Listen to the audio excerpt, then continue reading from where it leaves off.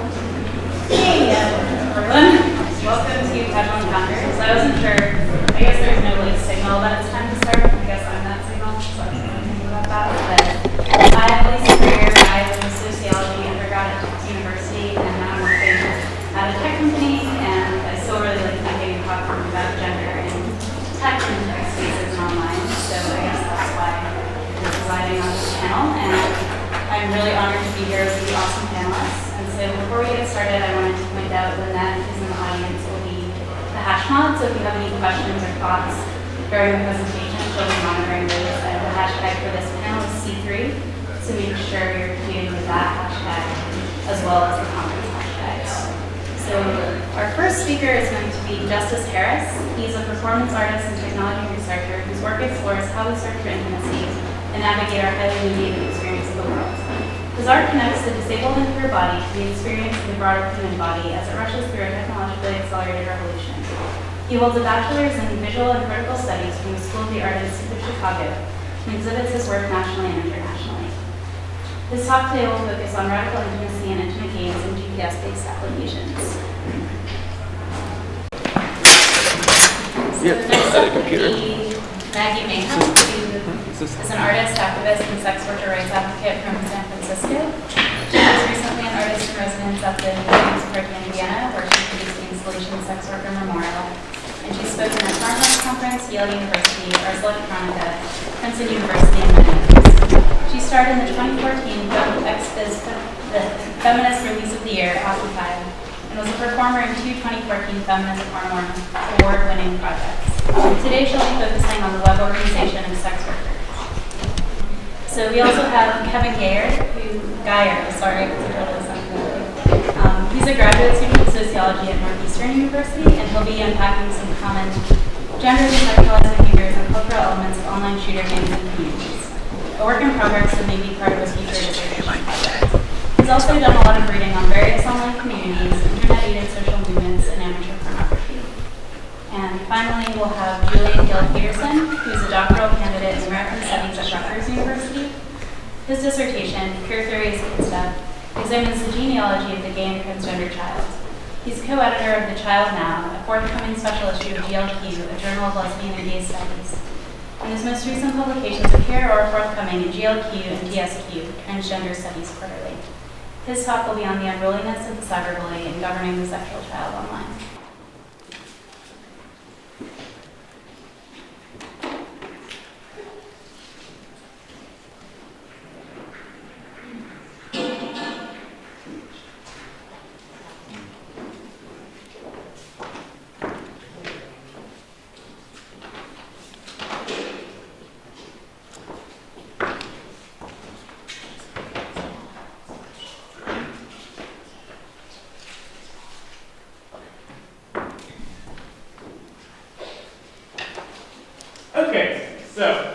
My work for this is called Visions of Desire, Technologies of the Oppressed, and Tools for Revolution. And I have been researching technologies used by men seeking other men and public spaces used for sex since World War II in the US, and drawing a continuum between this sexual social practice and the way we are developing technologies. And I'm a performer and performance artist and researcher, and I have been developing techniques to use performance to think about this research through theater of the oppressed and contact improvisation, which are both activist techniques, and they resist language to define expression, and they are a people's theater or a forum theater in the case of theater of the oppressed. And my goal has been to allow these techniques to be utilized to talk about how we're using technology and how we are living in an embodied way to do both of those things. And I am interested, as theater of the oppressed is that it's low cost, it's reproducible, and that the work I'm doing is something that can be repeated. So, we are in a great city, and these are images of the city. These are Arston Bass, the Stonewall again, the February House, Paul and Jane Bowles residence, the Arston Bass again, the Harlem YMCA.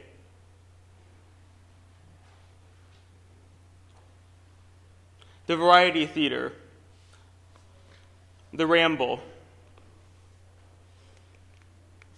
and the studio we're in right now. And these are all places for cruising in public and engagement in public sex and intimacy. Because of the technologies that are being invented, the space we're in right now is also one of those spaces.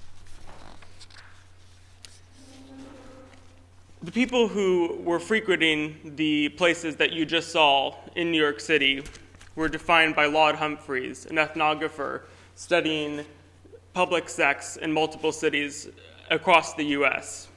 And he defined them as coming from a diverse racial, socioeconomic, and religious background. Referring to those he identified as gay, meaning financially independent and unmarried, he said the vocabulary of heterosexual marriage is commonly used.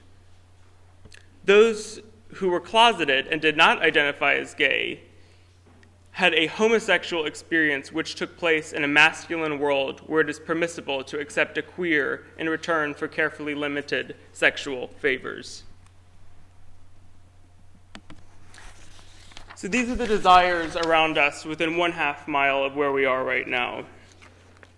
Looking for rugby chats and fun, beer and faggotry, not interested in your masculinity, kinky negotiations, deep emotional friendship, good bottom Jewish boy looking for photographers, likes being naked while making out, sluts are the best, hungry for experience and generous with themselves, eager, enthusiastic men, not interested in open relationships or partnered men, a bottom here with gifted oral skills, a fit undetectable pause guy here, big tall hairy boys and daddies are my thing, not opposed to no strings attached, but I haven't lost the normal human want of a basic companion or conversation.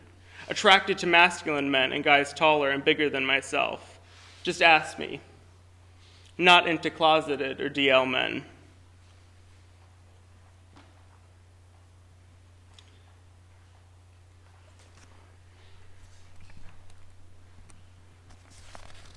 So speaking of these types, both from World War II and the types that are being identified by ethnographers now, which you're looking at are Laud Humphreys ethnographic types and an ethnographer, health researcher, and activist in Chicago, Zach Stafford's analysis of those using Grindr and other geolocation technologies.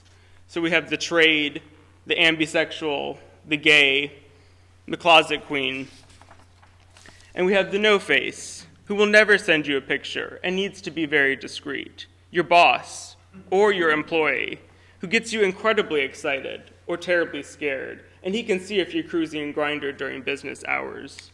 Mr. Abdomen, who doesn't show full body, he will sometimes change in, Mr. Bust, he will sometimes change into other characters at 3 a.m., and the traveler, due to being a digital gypsy of sorts, has a high probability of being closeted and married with children. This is the creator of Grindr, which was launched in 2009 and has over 6 million users worldwide. And it was created, as he stated, for gaydar wasn't good enough to meet other people around him who shared that part of his life and sexuality. This is the interface. This is very similar for all the applications, and these are the basic features: chatting, picture sharing, and location sharing. So my name is Joseph, and I'm 0 feet away from you. And I'm a technology researcher and a type 1 diabetic. I use an insulin pump and a continuous glucose monitor. I'm into jocks, muscle, and leather, and I'm open to conversation with people near me, internationally, and I'm 165 pounds. These are applications that have proliferated since 2009, and they all cater to certain subsets of the men-seeking men community. Growler for bears, or hairy, often muscular men. An otter for scruffs, a moderately hairy man. Such as myself, Grindr has become what twinks use, who are usually hairless and young, and a bottom. And you have all of these other versions. My interest in expanding this research has come from seeing this technology migrate from populations that have a specific point of oppression of how they can be open in public spaces to the general population, which you see here. This is Blender, and this was developed by the same developer as Grindr after seeing the success. And this is Scout, albeit with slightly adapted interfaces. So seeing these technologies both from a perspective of the body in public spaces and interfacing intimacy within applications where you're not always necessarily meeting, I would like you to imagine how many processes are going on at the same time. You have blood moving through your veins. You have bacteria and T cells. You have DNA and RNA. Your information is being replicated all of the time. And in your pocket, the same thing is going on. And it takes a very real and physical effort. This is not magic. And part of my research and the workshops, brief images of the workshops are going to show you are different strategies to think about these ideas and this simultaneity.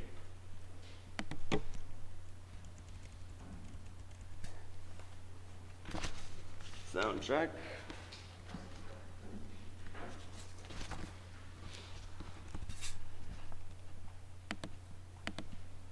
Okay, well, so imagine a stethoscope on a phone, picking up the processing power of your phone, how it sends information. These are all things you can hear, like the organs in your body. And these are some of the things we did in the first day of a 2-day workshop that I held in Chicago at the Defibrillator Gallery. So I'm interested in multiple contexts for this research. The first clip, or second clip I guess I'll show you is just of contact improvisation. And that is a very common technique used in jams, as they call them, around the world. But we got our information from filling out profiles, mock profiles, and taking that information and acting it out. So how do you translate information into wordless expression? And how do you analyze that information?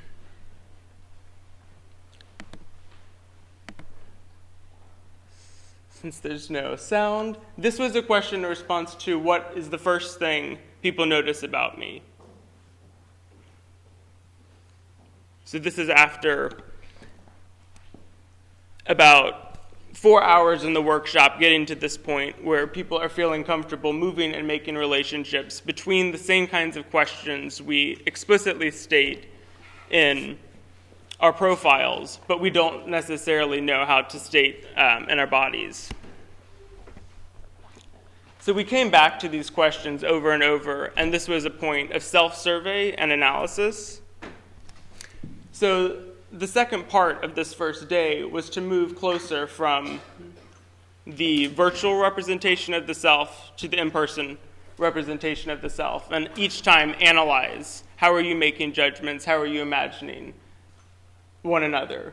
So we uploaded profiles of each person and analyzed them for 90 seconds and shared, and then reinvestigated how our perception of these people had changed. We did a live feed of the same people and separated them from the other participants. So we're looking at a virtual image moving, and then we did that in person to test all the way these levels are different, what kinds of information we understand and how we receive them.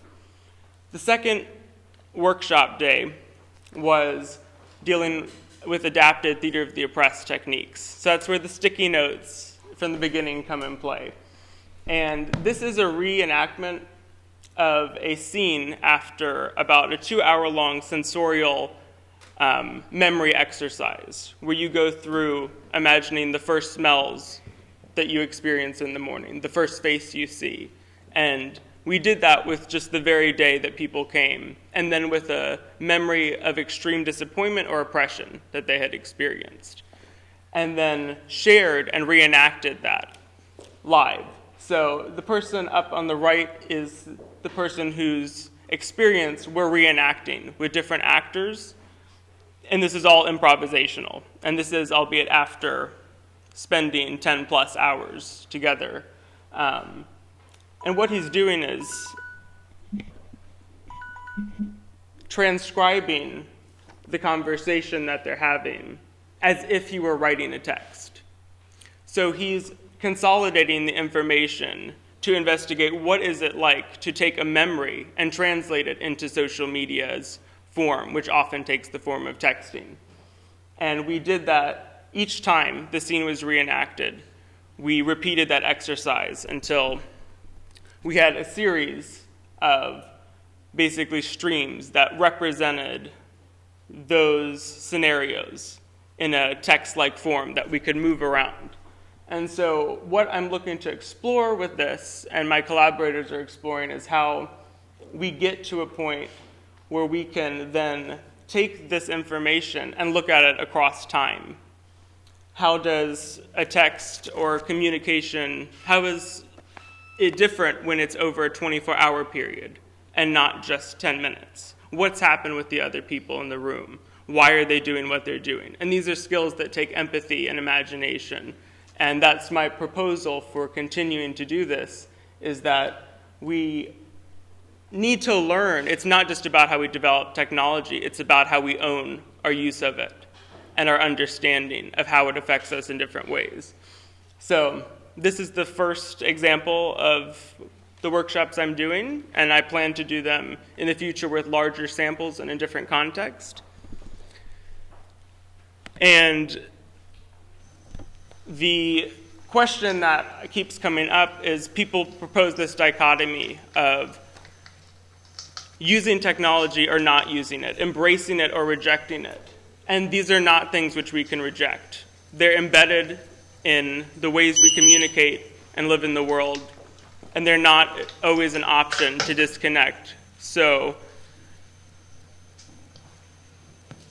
how we begin to learn how to empathize and take other skills that aren't necessarily traditionally geared towards understanding these technologies is something that I am proposing and want to expand, and something I experience myself in my own life with the technologies that keep me alive. I don't consider them an option, but for you, I don't consider it an option to turn your computer off, to shut your phone off. What happens when you do it, and what's expected of you?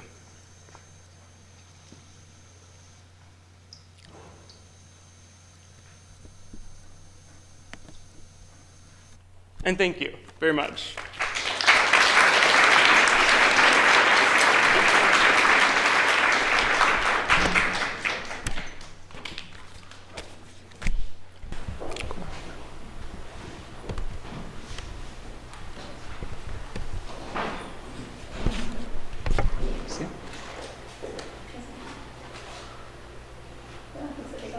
Am I up? Okay. Yeah, sorry, we switched it. Yeah. All righty. Somebody has to speak. You have to speak. Sorry for the slight scrambling on the tech as we go through different formats. My name is Maggie, and I am not a graduate student. I'm a hoe, and I'm an activist on hoe-related issues. I'm focusing a little bit on the organization of sex workers on the web, and one of the reasons that I'm focusing on this in particular is because of the way that it's being attacked in terms of sex worker activism in the name of preventing trafficking. So I want to break down the issues that go into that, and we can go on to the next one. Boy, the format changed. I really apologize for that. So there were two major hashtags that there was a lot of sex worker activism under. And they were Not Your Rescue Project and Ban Freebies. So I'm going to talk briefly about what those were. A lot of people have some negative commentary on hashtag activism. I think it's really interesting, and it's no coincidence that a lot of this activism occurred on Twitter, especially for sex workers, because it is not quite the same type of regulation as you see on other social networks. It's very often I'll find that when I type up a biography for speaking at a conference, a lot of the times the keywords that I speak under are banned or obscene. Most of what I talk about will be flagged for obscenity. It's really hard to interact on the web, but Twitter is still a little bit wild and woolly, so you see a lot of sex worker activity there. Not Your Rescue Project was focusing on the way that sex workers are being rescued by a lot of mainstream feminist institutions. The idea is to save us from our own lives. And there are absolutely a lot of issues with trafficking happening worldwide, and I want to make it clear that I take that very, very seriously. Sex workers do take trafficking very seriously. We also want to be involved in the efforts that are governing our lives and the people who are being hurt in the occupation that we have. Ban freebies was another interesting hashtag. It was very facetious, but also axiomatic directly to a feminist principle of looking at what a lot of domestic labor would be. One of the things that you often will run into in Feminism 101 is a tallying of what it costs to run a household in terms of the domestic chores that may go on, any child rearing. This tallying does stop when it gets to sexual labor. So it's interesting to me that we're concerned about the time women spend on their knees when they're cleaning the floors or chasing after children, but not for any other labor. I think that's also an interesting point, because if we actually went to crediting that type of labor, it would be a contradiction in many ways to a lot of the rescuing efforts that are happening. So ban freebies was very facetious. But it was also, I think, following from a strong feminist tradition. And it was kidding, but it wasn't. But it was kidding, but it wasn't. But it was kidding. But the idea was to look and say, who does this idea that sex should never be compensated really benefiting? Does this benefit women? Or does it benefit the patriarchy to suggest that there should never be any form of payment or negotiation structure around sex? So those are the two main things. Go to the next slide. Law is a very key thing when it comes to trying to organize. It's very difficult, and we can go on to the next slide, and I'll show you why. This is the California Penal Code for prostitution. Basically what you need to see is that it is a bulk of text that amounts to, it is illegal to exchange sex for anything of value. It is illegal to ask someone to exchange sex for anything of value. It is illegal to ask someone else to exchange sex for anything of value. It is illegal to appear to be asking someone to exchange sex for anything of value. It is illegal to benefit from someone else's exchange of sex for anything of value. It is illegal to be in the company of someone attempting to exchange sex for anything of value with someone else. It is illegal to come and go from a place where individuals exchange sex for anything of value. It is illegal to make the exchange of sex for anything of value appear to be glamorous as a profession. I am not recruiting today. I'm not pandering. Sex is a job. So those kinds of rules mean we get this vague phrase, all donations are for my time and companionship only. And in many ways, you absolutely have to use this phrase to protect yourself from the law. The downside of it is when you cannot be explicit about what you are trading, you're in danger. If you can't actually specify what your limits are, what the boundaries of your consent are, if you can't actually specify what you're exchanging, there's a whole lot of room for violence, there's a whole lot of room for mistakes, and this is imposed by the outside because we have literally denied sex workers their speech. We have denied them the ability to be in charge of the terms of engagement that are presented to them. And it's key to talk about this because right now there is the Nordic model of sex work that's being very popular. It's being considered a great compromise in which the act of selling sex would not be criminal, but purchasing it would be. And the idea is that all sex work is inherently negative, but maybe we shouldn't be incarcerating sex workers and giving them a record. So what if we just ended demand and we only punish people who are buying sex? And that works great on paper. But when you try to implement it in practice, the reason why it does not make sex work any safer is because you are still stuck in here, in this territory of vagueness. All donations are for my time and companionship only. You still cannot be clear about the terms of debate because in this case, if there were to be a law enforcement officer present, it would not be the client. They would be someone posing as the provider. So the conversation has to be made to protect the purchaser, so that they would never actually be incriminated in purchasing sex. You have to be vague, vague, vague, vague, vague, and it is that vagueness where people's lives fall into the crack. You can go to the next. Money is interesting. When we are very taboo when we come to talking about sex. We're also very quiet and taboo about talking about money.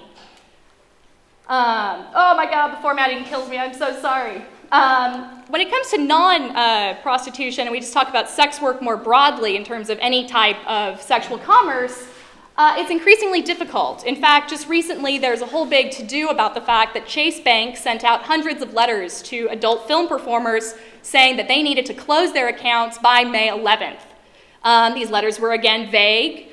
They were in direct condemnation of participating in an immoral or illicit industry. And this is really difficult because when you can't formally bank, you might have a lot of difficulties ever being able to participate in any other sphere of the economy, like paying rent, like being able to pay for your children's health care or education, things like that. In general, if you're looking with adult content, it is funneled through a completely different set of pay processors, and again, it goes back to speech. PayPal is notoriously awful. I have been banned for life by PayPal. In 2010, I was fundraising to do disaster relief in Haiti. I have a long background in clinical HIV, STI care, and I was going down. I was fundraising, and as soon as I started to get some donations, PayPal shuttered my account. I had one of the worst customer service experiences ever. I think the person on the line was about this close to calling me outright names, telling me basically that my business was no good and why was I even contesting this. And if I was going to have any of my funds, they were demanding that I have a letter confirming my participation in this program from the director of the NGO I was going to be working with. So they created this incredible standard for me to just accept donations. And I will never be able to use PayPal again, which limits my ability to participate in internet commerce in non-sexual ways. Square is non-adult friendly. Once upon a time they were, now they are not. Amazon, Amazon wish lists. If they find you connected to camming, they will oftentimes shutter your wish list ability because it's okay to sell sexual products on Amazon, but it's not okay to provide a sexual product and try to get, groceries or gifts purchased through Amazon. So it's a very interesting double standard. Green dot cards cannot be connected to adult websites or services. Go on to the next. WePay. There was another recent issue with WePay, and it was not WePay themselves. It's because they were connected back another tier to people who were not friendly with adult content. Venmo, can't use them. For those that do work with adult or sexual speech, there's a very high turnover rate. These are the ones that are likely to fold. There are a few, though. Veritel, CCBill, Payoneer. If you are a webcam producer, you can use Payoneer to set up a payroll system, but you can't use it individually. RedPass and Dwala is a new payment processor, and they're adult-friendly, but they're a little bit cumbersome still. I will say that CCBill has some interesting standards. I did have an independent website, and I was shocked when my website was shut down for blasphemy. I had photographs where I was using rosaries in an erotic way. I was using 4 rosaries, but I don't think that CCBill was going to be okay with just one. And I was told that I could not charge money for these photographs because they were blasphemous and they were in violation of Visa standards. So Visa and MasterCard, Visa seems to be the more conservative one at this time. There's also a long history of a lot of censorship being done through payment processors because those are private. If the government were to challenge what I was doing with those rosaries, they would have a very hard time in court. That would be protected speech on religious grounds, on expression grounds. Ironically, those photographs were actually very artistic. They were on tour and in museums and getting awards everywhere, so you could give it away, but you couldn't sell it. There's a lot of pressure. There's a lot of pressure on financial institutions. There was one website called Insex, I-N-S-E-X, that was a hardcore graphic BDSM website, and it was its pay processors were given tremendous pressure, suggesting that hardcore BDSM pornography was funding terrorism, that Al-Qaeda was dropping bombs connected to BDSM porn content. That's a little ridiculous, but terrorism was kind of the container excuse for how to shut down pornography. So terrorism is you can do a lot. You can shut down a lot of people under the word terrorism, and that includes porn. The next slide. A lot of software difficulties in terms of speech. As I mentioned before, a lot of times when I am even just trying to write a biography or talk about the work that I do, I'm flagged for obscenity. Pretty much, like if you look through any user agreement of TOS and you keyword search for adult or porn, you're going to find that it's a violation. Basically, whenever I'm using a Google product, I'm very, very cautious because there's the NIM wars going on and the ability to use a pseudonym. My pseudonym protects me, but I'm potentially at risk because I do use this name on Google, and to lose all of my Google services would be very difficult. I would be a very upset individual if that happened, if I lost it all at once. But I do, in many ways, violate Google TOS incidentally just through the course of my work. So it's a knowledge that I'm always kind of skating on thin ice. And a lot of what I'm able to do is because I'm able to connect it to art and things like that. But I would say it's largely a matter of time. Privacy, again, is a very key thing. Our privacy is constantly threatened. A lot of people like to unveil sex workers as if to, for some kind of great moral reason. So it's difficult, again, to be able to use a NIM and have your own privacy. Got 3 minutes. 2257 documentation. This is something that is used to ostensibly to protect the children. It's a way to prove that everyone in adult production is 18 or over. The very interesting thing about that is that it's not secured, it's not private, it's very easy to access 2257 documentation. This puts every performer at substantial risk because anyone who's got remote, like the tiniest amount of researchability can get into this. And so it's not safe. It's very easy to buy, it's very easy to access, and the government has taken no steps whatsoever to protect the people who are in these databases. Our adult industry testing, if you're in the adult industry, you are now getting tested for STIs every 14 days in order to be involved in production. And we want to make sure that we're able to confirm each other's test results to keep each other safe, but again, that's a database that's subject to breach. And I mention that because Porn WikiLeaks occurred a few years ago, and the names of 15,000 performers, past and present, were all unleashed onto a website called Porn WikiLeaks. I was among them. There was substantial harassment on gendered and racial terms. I spoke out about this. I tried to work with a few labor unions, and when I did, I came under special attention of Porn WikiLeaks. I was put on a website accused of deliberately spreading HIV because of my contact with performers who are men who work with men. I was told I was part of the gay Jewish AVN mafia, a distinction I had not known about prior, but sounds pretty cool. But this was dangerous. A lot of performers had their parents' phone numbers and addresses posted on this website. There was one performer where it did literally have a call to say, you should call this performer's parents, call their daughter a whore. Her parents work at a school. Google Maps images of homes were posted. Just anything possible to try to silence by kind of throwing people to the dogs. And Google, again, is another notorious just candidate for not really caring about privacy. So a lot of times people don't consider sex workers to be very important, or we're kind of on the edge, or we're doing something extreme. But sex work speech is in many ways the canary in the mine. And that's just the most adorable picture of a miner with his little canary. And that's me. That's me, I'm the little canary. These descriptions of what constitutes adult speech or obscenity are so vague that they're very often used to look at other things or to stop other kinds of projects or speech. It's a great tool for surveillance. Prop 35 in California has realized this. It's essentially a new, tougher revision of the Mann Act, but specific to California.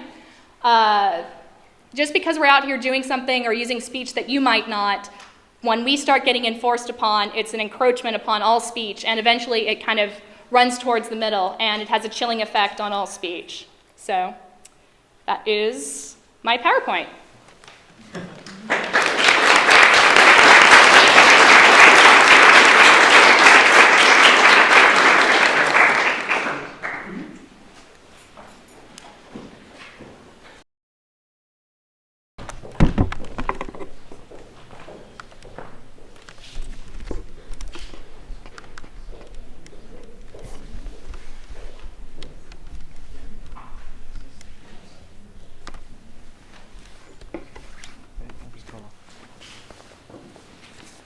Okay, hello.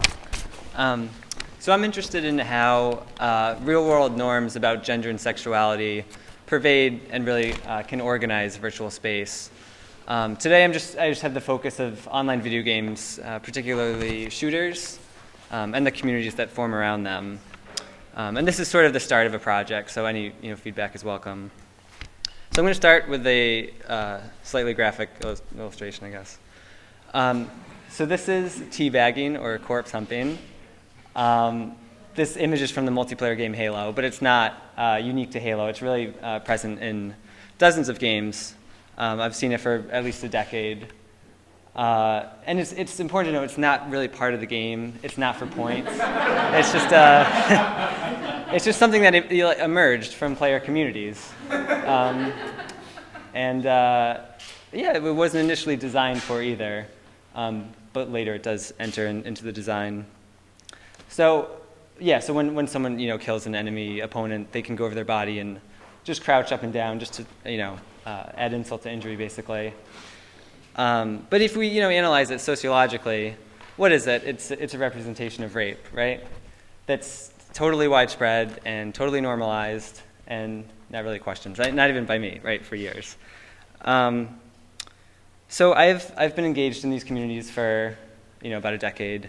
Spent hundreds or thousands of hours in them, both before and during my sociological training. Right? And yeah, I sort of want to use this as the backbone of the talk, and I'll keep returning to it, just because it is such a great example of gendered behavior. So quickly, a couple theoretical things here. The title of the talk obviously comes from Weston Zimmerman's famous piece about how we all do gender. Every day, unconsciously, we are performing aspects of masculinity or femininity, how we talk, how we walk, dress, whether we work out or wear makeup. And so that usually applies to the physical body. So I'm interested in how people still do gender when they are disconnected from their physical body in virtual space. We also have to bring in Connell's very influential piece about masculinities, how there are, there's a hierarchy of masculinities going on in a given society at a given time, with the hegemonic being the most ideal or desired. But it's very hard to attain, so some masculinity scholars say that the big draw of these video games is that you can embody hegemonic masculinity for once. And I'm going to sort of complicate that and show that there's tons of room to fail, right? As we've seen, the guy who is being teabagged is failing, right, at masculinity. And C.J. Pascoe is a sociologist, and she really shows how the identities of being masculine or being what she calls the fag is very temporary, and it's like a game of hot potato. And so you do some action to attain masculinity by feminizing or putting down the other person, and then they have to come back and do something to you to regain their masculinity. So I want to sort of explore a few lines of inquiry here, starting out with the avatar, the character models themselves. So a lot of people have talked about the sort of stock character options in these games. Pascoe would call this the institutional approach, right? Looking at what the developers do. And the women are very hypersexualized. The men are glamorized too, but not really in a sexual way. But what I want to look at is how players respond to the customizations available to them. So in using Halo as a model, in many games you can unlock new parts of your avatar as you progress and play through the game. And in Halo, what it really does is bulk you up and make you bigger, more imposing, dominant. But I mean, the interesting thing is it's maybe at the expense of your gameplay, because you can see there's flaming helmets, there's clouds of lightning that follow you around. They make you a more conspicuous and visible target on the field. I know it doesn't actually affect your hitbox, right? But it does obviously make you more visible. And players talk about this, like the placebo effect of if you see two people on the battlefield and one is much bigger, you're probably going to go for that one. So I'd argue it might actually be a little bit better to play as a female because the avatar is a little more slender in these games. But of course, no one does that. And you can see how the default is pretty bulky and masculine to start off with, but people embrace all the customizations, right? I hope this isn't making anyone nauseous, the Prezi and the thing. So the next thing I want to talk about is another form of gendered behavior. Well, it doesn't have to be gendered, but it is, right? So camping is a strategy of sort of hanging back, and you have little harm to yourself, and you're sort of picking off distant targets. And in like real life, this would be a legitimate strategy, right? But in these games, people say it takes the fun out of them. But more than that, it's sort of the strategy of the fag, right? So there are all of these like cultural artifacts. I didn't really know how to put the speech patterns into the presentation, but it is so common for the person who's camping to be labeled, the bitch or the fag. And I do have this little video from, I think it's Battlefield 3.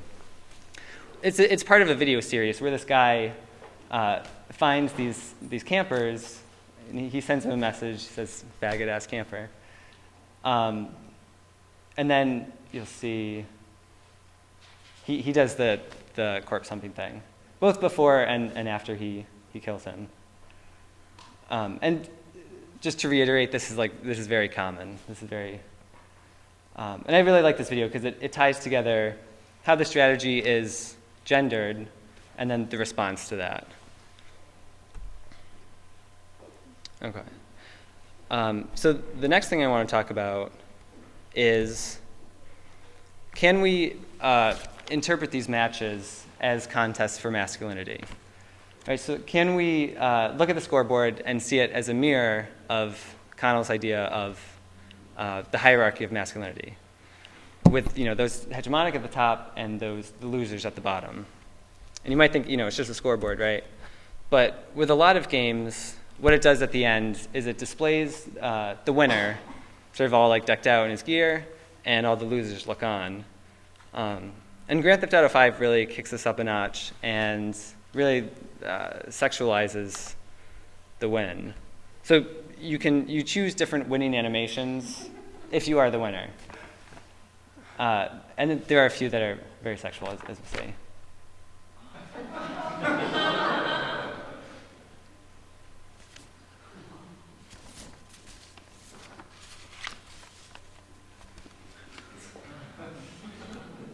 So these really do, in slow motion if you didn't catch it.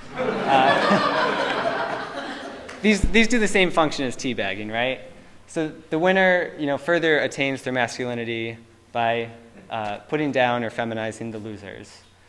And then it's sort of Pasco's idea of the hot potato, because in your next match, you have the chance to sort of regain your lost masculinity. And this does show again that you don't necessarily, attain hegemonic masculinity in these spaces, that there's a lot of room to fail. Okay. So returning to this example one last time, another interesting thing going on here is you see how the blue body is sort of bouncing up and down? So I think this is from Halo Reach, which was released a couple years ago. But in the original games, the body on the bottom wouldn't move at all. But then the developers saw that all these players were doing this action of teabagging, so they thought it'd be humorous to add in this physics element so that the person on the bottom would react to the person on top. Which leads me to one of my final thoughts, that there's this relationship between the code of the game and the norms of the community, that out of that all these practices of gender and masculinity arise. And these can be very constraining for people, because at the individual level, you may have a lot of freedom in, say, customizing your avatar, but you are hampered by, the code, what's available to you in the game, and also just by these social constructs. Also, so Call of Duty just came out with their 10th game, and it's the first one where you can actually play as a female. So, that's an example of being forced into this position of masculinity. And again, not just the code, but also the norm. So this common cultural practice of teabagging, or choosing the Grand Theft Auto 5 winning animations, creates this sort of compulsory masculinity. And sociologists talk about how gender and sexuality are such important organizing principles of the society, and really the same thing is going on here. Even though you might think of games as a magic circle or escape from reality or something, we see the exact same processes going on here. We see the real coming into the virtual. So the games I've sort of highlighted today are usually outside the scope of what sociologists and anthropologists have been looking at. They've really been looking at Second Life and World of Warcraft. But these games are really equal or more popular than those. So Call of Duty, they've come up with 10 games. I mean, some of them have almost sold 30 million copies each. Grand Theft Auto 5, when it was released last year, it made $1 billion in 3 days, which made it like the fastest selling entertainment product ever. So, as more and more people are spending time in these spaces, it is really important to see how the real is going into the virtual, and obviously how the virtual is going to translate across to the real. And yeah, thank you for your attention. Let's talk to you.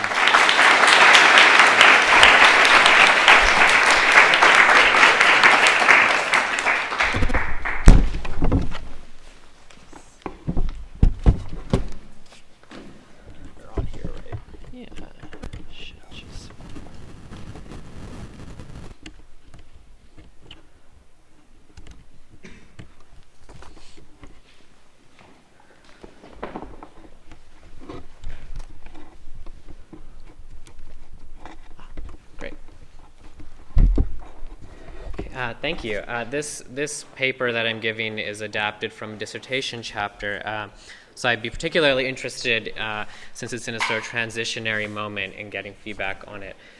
So I'll start with an epigraph that won't reappear in the body of the talk, but it serves more as an evocation from Michel Foucault's 1974 to 75 lectures at the Collège de France, Abnormal.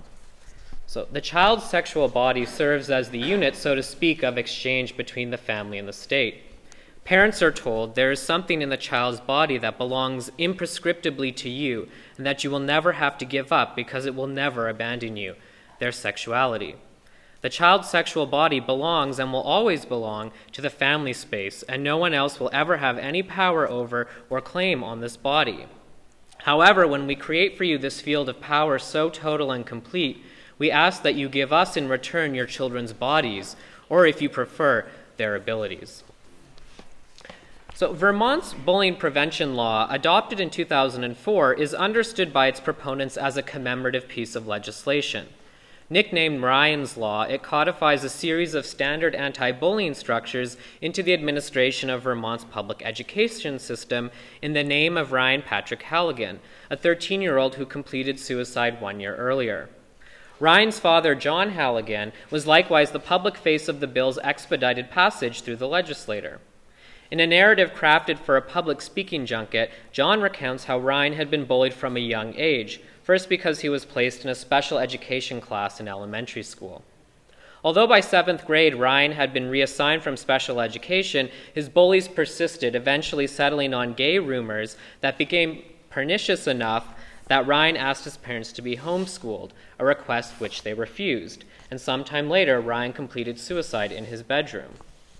Cyberbullying, as is often the case in such adult detective narratives, comes as a retrospective, dramatic revelation. John explains that in the aftermath of Ryan's death, as he forensically combed through his son's bedroom, he logged on to Ryan's computer with the password that, as part of their family's internet rules, was already shared between them. Logging on to Ryan's instant messaging account to chat with his school friends, John tells us that he there discovered the truth of his son's death, that the gay rumors had been escalating for months, prompting messages from peers that were too graphic to repeat. At the same time, John tells us that Ryan had been chatting with a girl online, a girl on whom he had a crush, but who had cruelly rejected his confession of feelings the day before his suicide, telling him she thought that he was a loser and that she had been just joking in their online flirtation. According to the police, Ryan had said to another classmate that day, "It's girls like you who make me want to kill myself." As part of Ryan's Law's revision of the state education statute, For the first time in the United States, the definition of harassment among students was expanded to include an act conducted by electronic means, making Vermont the first anti-cyberbullying law in the country. This is 2004. The prompt of this legislation by John's lobbying over Ryan's death, with its incessant incitement to discourse around the vulnerability of the child's sexuality within the network, opens onto the broader implications of cyberbullying within a genealogy of the government of the internet user. Cyberbullying, with its restless problematization of the government of the unruly child, works to make coherent through sexuality a constellation of cultural anxieties around the vulnerability engendered by ubiquitous digital media. Vermont's bullying prevention law, as the juridical incorporation of Halligan's paranoid recuperation of his son's heterosexuality, sits at the fulcrum of a series of control apparatuses and a logic of governmentality whose strategy is to produce docile digital subjects out of children.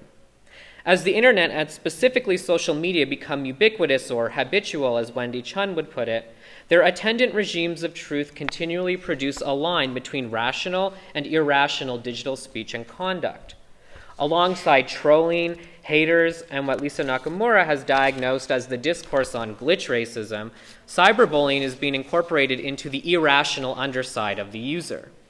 The incitement to discourse around the sexuality of children online, in turn, makes cohere the otherwise disparate constellation of practices of governance that aim to recuperate the unruly and the irrational online in general.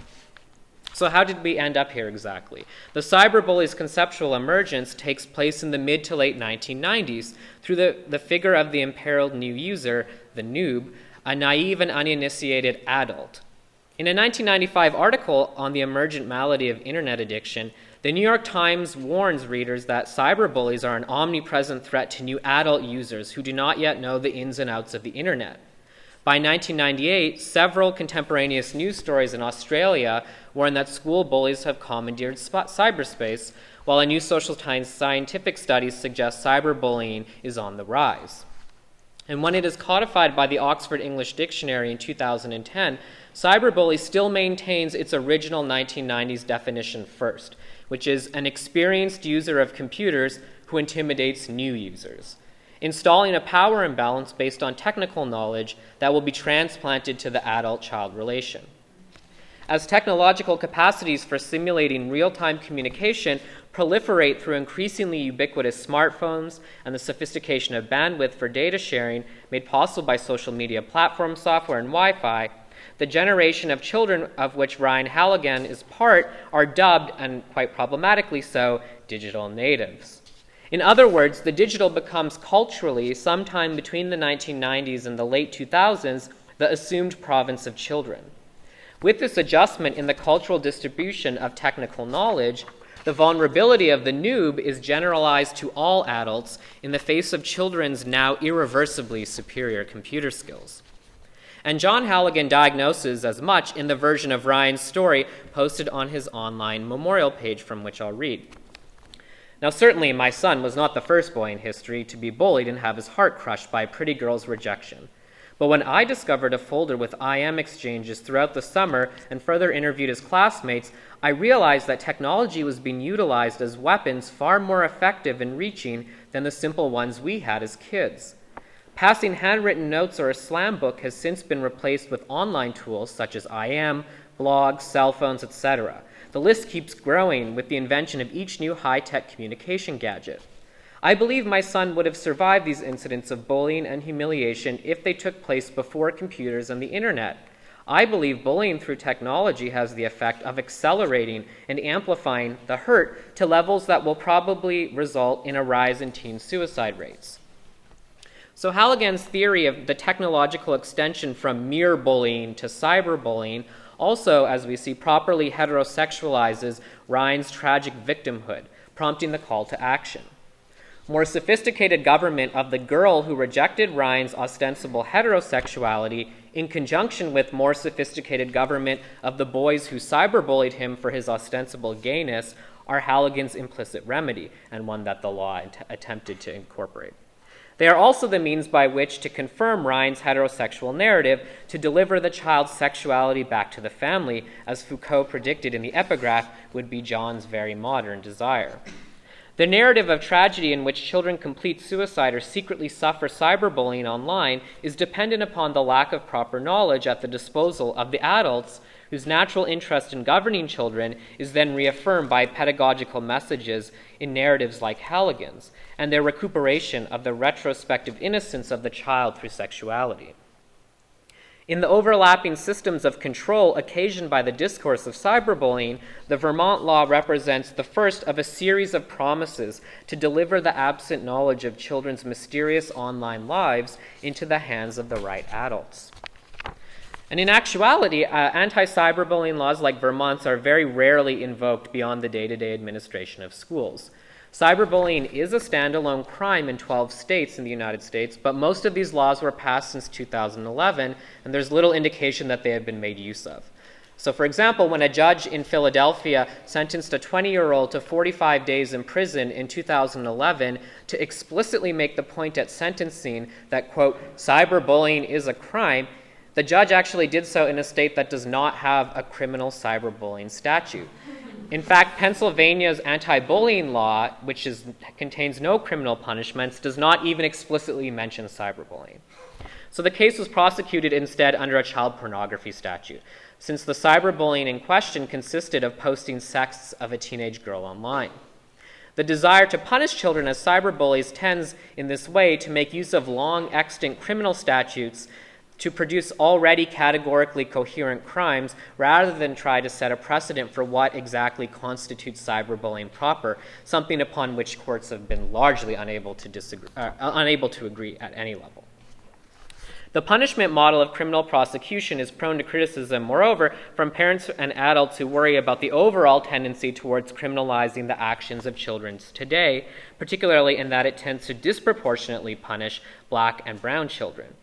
But this criminal tendency shares with its more technologically oriented will to govern the user rationally a desire to implant accountability and responsibility for the network into the individual child, to individuate users and consumers online who can police themselves through a mode of social media governmentality, or else provide their personal data for algorithms that can secure their online experience for them. In this latter category, consider these following very brief forms of technological control that represent the so-called cutting edge of anti-cyberbullying strategies today. So, of course, first we go to Facebook, whose social contract style, statements of rights and responsibilities, and all of these things are in flux, so this might not be the most up-to-date version. But the statement invokes the fantasy of a participatory public sphere in which users must follow the rules or else risk sanction or deletion of their accounts. Section 3 of the statement, safety, outlines explicitly prohibited actions, including, which is hard to read there, you will not bully, intimidate, or harass any user. And yet, Facebook is actually more like a mall than a public space. It is a neoliberal, privatized public space where the freedom of expression and assembly it simulates through its interface are both fully saturated by invisible to the user government protocols and value creation mechanisms that transgress the simulated freedom of each user. Under heavy pressure for a perceived complicity with cyberbullying, Facebook has produced several new iterations of anti-bullying initiatives that rely on the labor of users. In July of 2013, the company debuted a report button redesigned by a child psychologist from Yale University, which asks children, "Why would you like this post removed?" and includes "someone is bothering or bullying me" as a response. A pilot project between Facebook and the state of Maryland is also creating an educator escalation channel for use by school administrators. Coordinated through the Attorney General's office, each school district in the state will designate a person to serve as liaison with Facebook, who can therefore escalate incidents of cyberbullying that are unresolved by existing reporting systems, which is not what this slide is about. And in September of 2013, an entirely new standalone Facebook site went live, networking an extensive set of advocacy group websites and detailed guidelines to defining, investigating, and reporting cyberbullying. At the moment, Facebook's optimal processing time for an abuse report is about 1/2 of a second, statistically speaking, but this still uses human labor to review reported content. The invention of algorithms that can search through the entirety of Facebook and extract content that violates its terms has become the new goal of ongoing research and development. Existing technologies employed by law enforcement to identify child pornography are already being used to comb through users' visual data. Cyberbullying as speech, however, has proven difficult for the algorithms, because of the inseparability of text from context for machine reading. Nevertheless, Facebook's goal remains to sidestep eventually human labor by producing in the near future an algorithmic apparatus that would be able to conduct the governance of cyberbullying autonomously. If Facebook's incentive to govern the social media posts of children is limited by a demand for labor and its associated costs, the same problem could not be said of parents who purchase private spyware and download it onto their children's phones to conduct their own erotic investigations of the online lives of their children. My Mobile Watchdog, for instance, advertises on its website that its software is modeled on that used by the FBI and Homeland Security. Most software packages offer an identical set of core services which can be customized by adults to send email reports or real-time copies of all text message conversations, photos and videos sent and received, as well as the use of apps and browser history on children's phones without their knowledge or consent. So you could download it and then give the phone to your child and they would never know. Mobile spy crafts perhaps the most sexualized narrative of discovery. What are they secretly texting about? Its website asks potential adult customers. Smoking, drugs, or sexting? Are they where they're supposed to be? You have the right to know. A customer testimonial adds, "Mobile spy helped me find the truth about my child. I didn't even know my daughter until I got Mobile Spy." Like Facebook's idealized machine reading project, these spyware platforms offer to do the difficult work of digital forensics for unknowing adults, and in so doing, produce as a commodity the truth about children's potential cyberbullying and sexuality online, in exchange making children more governable and thereby reducing the technological estrangement of the digital generation gap.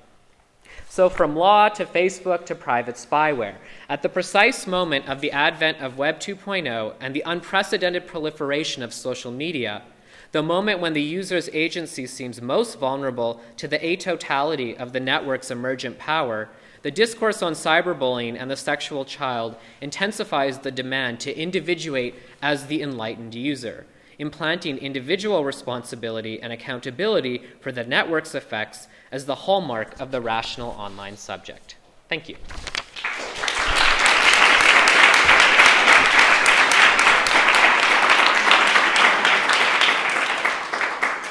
So we don't have a ton of time left for questions, but I wanted to quickly check in on Twitter and then dive into a few.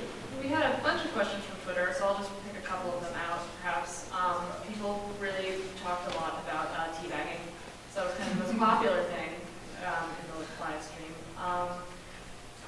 Justus, there was a question about the ethics of showing Grindr profiles and pictures without any sort of anonymization or creating pseudonyms. Do you have any thoughts about that, or why you decided to show them the way you did?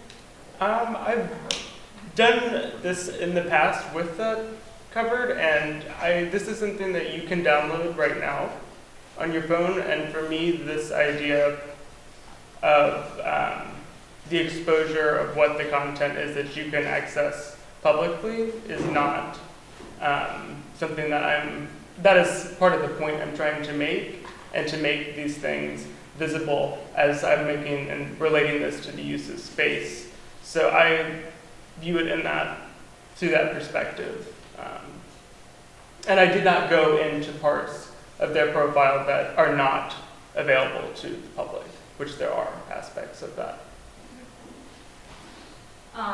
Kevin, there was sort of a range of questions, one of them for me, but about other video games that do allow more female avatars, things like the new Lara Croft, or more modern video game masculinities, The Last of Us, Nolan North, I don't know that game, but so how those sort of affect your thesis, and then I think relatedly, you said at one point, you can choose to play a female avatar, but nobody does that. but people do. There are female players, there are also plenty of men who choose to play female avatars for a variety of reasons. So how do those sorts of questions? Right.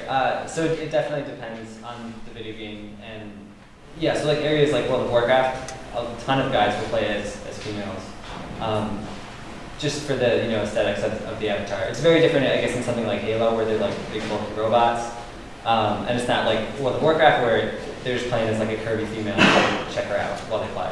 So I mean that's definitely the case in those games. But I guess not. And, using Halo as an example was different.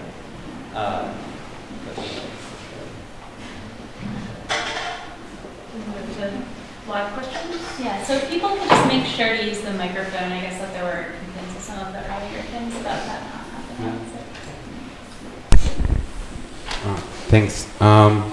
Julian, I thought you were inspiring, and Kevin, I really loved your talk. I think my question really is for Maggie and Justus. There's a lot of, I would say, controversy right now about the use of PrEP in the LGBT community.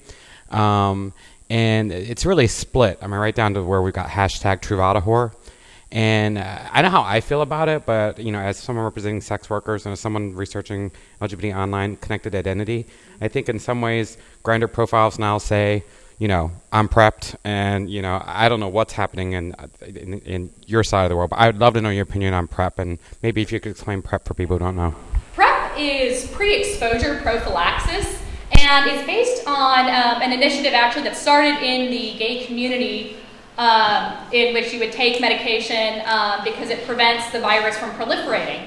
So initially there was PEP, which is post-exposure prophylaxis. After someone had a high-risk exposure to HIV, they would take the medication for a course of 30 days, and it was found to have a really good statistical impact on preventing an infection from taking place.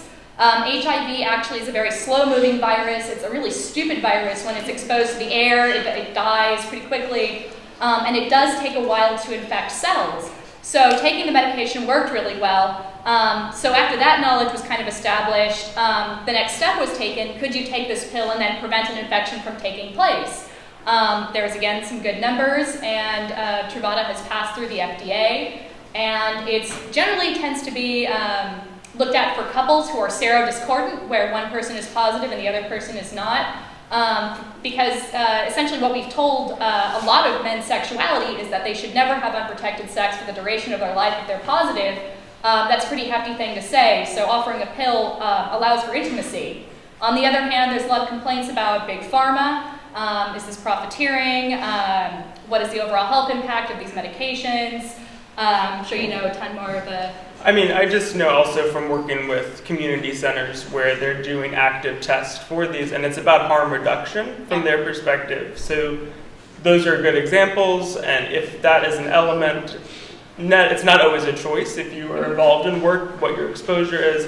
I think it's a little bit different when people state that information on their profiles. There is another element of exposure, like that's something that's not always... I've found that on profiles coming up, and that's how I learned about it. I first saw it on someone's profile, and I think the way that knowledge is used is a little bit, it's a kind of a different issue as opposed to just it as harm reduction. But the way people state they're on it and why they're on it, or because someone said, I'm barebacking, but that I think doesn't actually represent, that's not representative of the scope of why it's being used, or the demographic even. I was first encountering the idea of pepper prep when I was still an HIV professional, basically.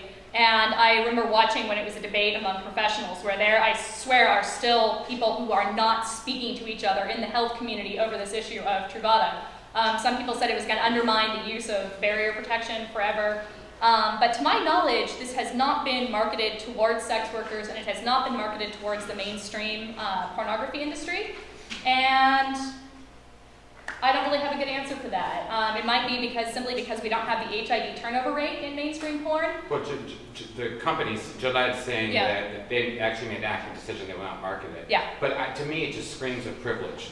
If I can afford $30,000 a year to bareback, you can bareback, and you can't, that's just a whole level of gay privilege within the LGBT community. I think that's just rife for like somebody to research. Truvada is going to be a huge debate. Yeah. It's going to be a huge debate. I will say that as someone who has been on PEP, post-exposure prophylaxis, I'm grateful that it's something that's available. I will also say that I didn't necessarily enjoy taking it, but I was on really high doses of AZT, and it was after I was handling blood work. I was working in an environment handling HIV-positive blood, had a needle stick accident. What I think is the most interesting thing about it, though, is that it was an initiative that took place in the gay community. It was not from science down to the people. That was people to the science. And then Big Pharma kind of adopted it and is now marketing back down to the people at a really high cost. So there's a lot to be studied there. Yeah. And the people who are on it are on trial basis. Yeah. So it's the very early stages. So we're actually just about out of time, but I saw that one more person at least. I'll keep the question short. This is for Julian.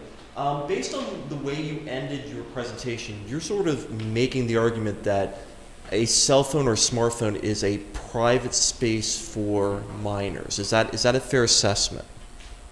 Can you? Because you're saying that they're kind of, if a parental unit is looking at their SMS messaging and getting some information, that's a barrier that potentially could expose lack of trust or things like that. Is that a fair assessment? Yeah, it might okay. for people. So if you think that now that I'm trying to ask the question again, can you talk about how you conceptualize a smartphone as a private environment for minors?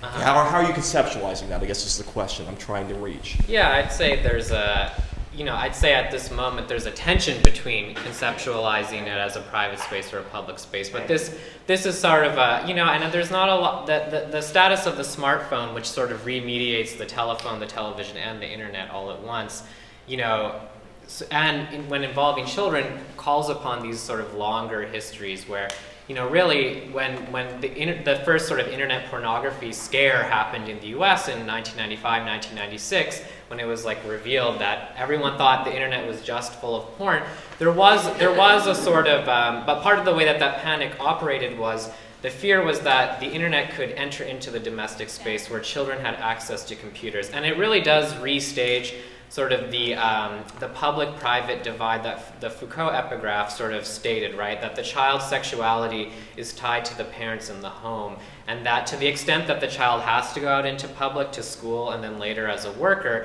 the sexuality is the thing that always remains in the parents' orbit, because you can, go to a psychoanalyst and find out it was all really about your parents, or, these sorts of narratives. So I think, yeah, absolutely, this, to me, then it seems that the mobile phone becomes a new site where this negotiation, this tension is taking place, where, on the one hand, some people might want to define it as private space for children to do whatever they're doing, and on the other hand, parents want to bring it into a different version of a private sphere where they're the ones in charge. Or, one thing I didn't have time to talk about was there's a school district in California that came under fire last year for paying $40,000 to a social media spyware company to just go through the social media posts of all of their students and send in reports every day about things that were flagged under predetermined categories like cyberbullying. So there is a public version of this too, right? I mean, the point is that the cross between public and private is what's so anxiety provoking, I think, particularly when children's sexuality is supposed to be confined in one particular sphere or the other. So yeah, So thank you very much for that question. I guess with that, we should probably wrap up.